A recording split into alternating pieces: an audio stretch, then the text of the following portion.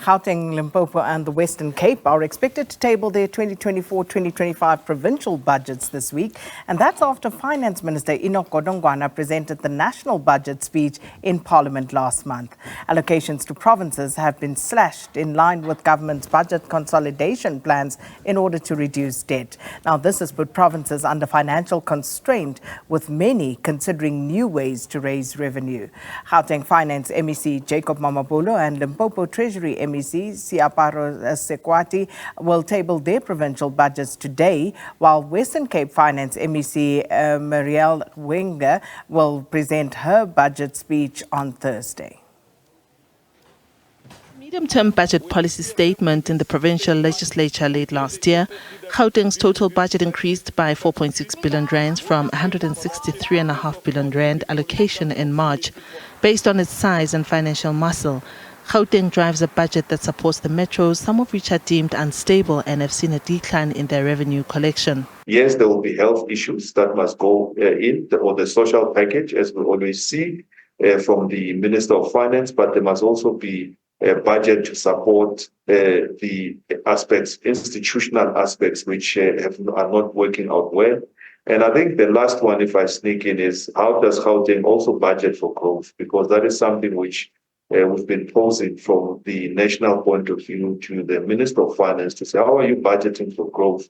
So growth in this case is to use the local economic, the provincial economic development structures to be able to drive the GGTA or Gauteng Growth and Development Agency to drive the growth on the Gauteng point of view.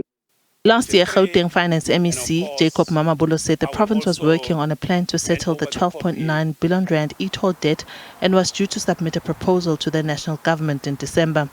This is one area that residents of Gauteng will be looking out for the most. Gauteng Legislature Chairperson for the Finance Portfolio Committee says the budget should be designed in such a way that it doesn't compromise service delivery. Among other things, we would have expected the MEC to say something about the complete removal of e-tolls from the province, and also for the MEC to outline a process plan on how the Gauteng Provincial Treasury is going to fund all the commitments made by the Premier of Gauteng during his deliverance of the State of the Province address. And it is desirable that the budget should be in a way that is not going to compromise service delivery in the province. We are not expecting to have negative impact coming from the way in which the budget is structured. In Limpopo, opposition parties have been expressing concerns about underspending. The province has challenges in addressing backlogs on roads, houses and water. In the Western Cape, whose budget will be tabled on Thursday, the province plans to accelerate plans to reduce its reliance on Eskom. Last year, 1.1 billion rand was set aside to ramp up energy security in the province. Diabo Seito, SABC News, Johannesburg. Gauteng Finance MEC Mamabolo will table the province's 2024-25 budget today. And for what to expect, we cross now to our economics editor, Tsepo Mongwai. Tsepo, good morning. So, of course, much anticipation. It is an election year, and it's going to be interesting to see how the provinces actually walk this fiscal tightrope. Good morning, Sakina. Of course, we are expecting some clarity on a number of issues. We know that the province has made commitment to establish a provincial state bank. They've also made commitment to establish a provincial pharmaceutical company. We also know that the province is battling with an increase in the number of informal settlements. Some of them have been around for more than 8-10 years, and not much has been done, and there's new other informal settlements that are being established with no proper infrastructure in place, and there's need for clarity on that particular front. And of course, most importantly, is the clarity on the issue of e-toll. We know that the Minister of Finance indicated earlier on that the province will take 30% of the debt. But there are questions on the total debt that they will be paying. There's no clarity to exact amount. We hear a figure of around 13 billion rand from the 43 billion rand that SANRAL's debt currently is at.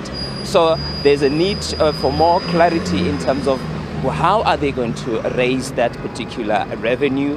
And they've said to National Treasury that they need an increase in the allocations for road maintenance from around 800 million rand to around 1 billion rand.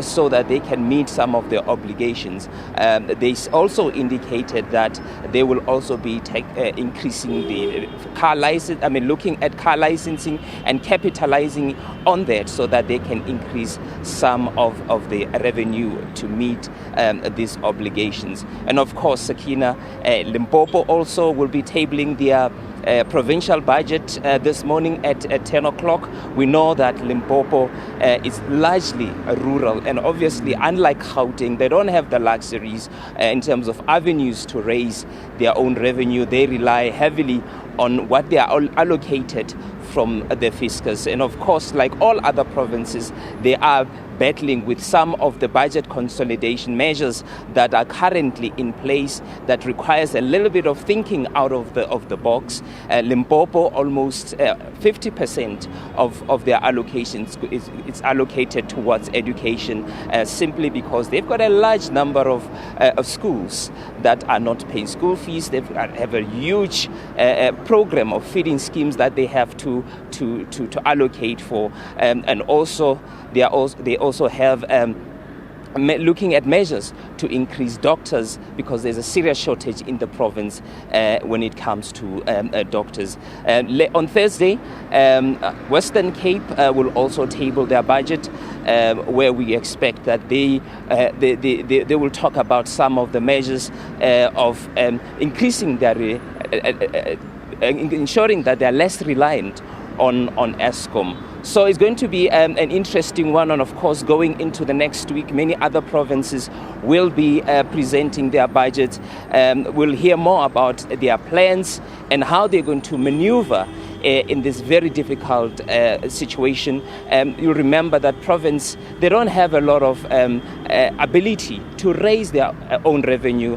They are more of a transmission mechanism where they receive money from the fiscus. So we'll give you more coverage of these budgets as they happen. It's back to you, Sakina. Well, thanks so much, Tsepo Mungwayi. Looking forward to the coverage of those.